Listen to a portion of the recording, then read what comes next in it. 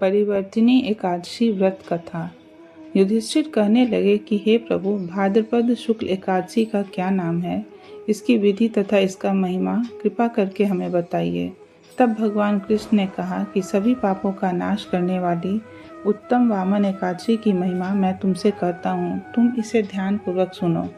यह परिवर्तनी एकादशी कहलाती है। इसका यज्ञ करने से वाजपेयी यज्ञ का फल मिलता है। पापियों के पाप नाश करने के लिए इससे बढ़कर कोई उपाय नहीं। जो मनुष्य इस एकादशी के दिन मेरी वामन रूप की पूजा करता है, उससे तीनों लोग पूज्य होते हैं। अतः मोक्ष की इच्छा करने वाले मनुष्य इस व्रत को जरूर करें।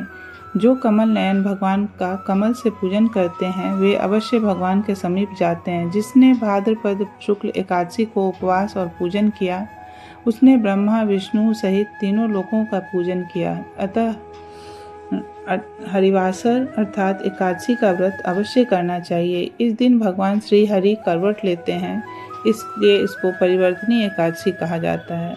मुरलीधर के वचनों को सुनकर युधिष्ठिर बोले कि भगवान, मुझे अति संदेह हो रहा है कि आप किस प्रकार सोते और करवट लेते हैं तथा किस तरह राजा बलि को बांधा और वामन रूप रखकर क्या क्या लीलाएं की। चातुर्मास के व्रत की क्या विधि है तथा आपके शयन करने पर मनुष्य का क्या कर्तव्य है, इसे आप मुझसे विस्तार से बताइए। तब श्री कृष्ण ने कहा कि हे राजन, अब आप सब पापों को नष्ट करने वाली कथा का श्रवण करें। त्रेता युग में बलि नामक एक दैत्य था।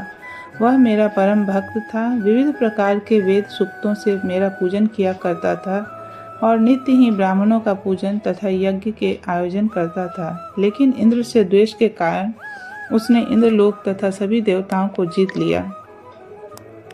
इस कारण सभी देवता एकत्र होकर सोच विचार कर भगवान के पास गए। बृहस्पति सहित इंद्रादिक देवता प्रभु के निकट जाकर और नतमस्तक होकर वेद मंत्रों द्वारा भगवान का पूजन और स्तुति करने लगे।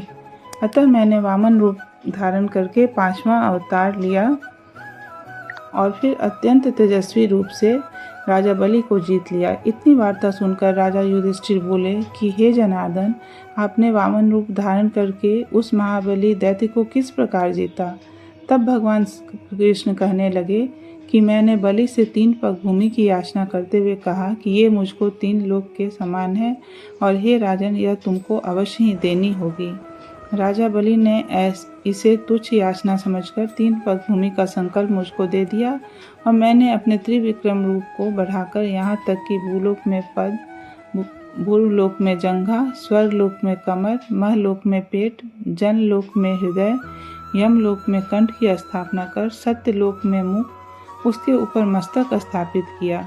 सूर्य, चंद्रमा आदि सब ग्रह, गण, योग, नक्षत्र, इंद्रादिक देवता और शेष आदि सब नागगणों ने विविध प्रकार से वेद सूक्तों से प्रार्थना की।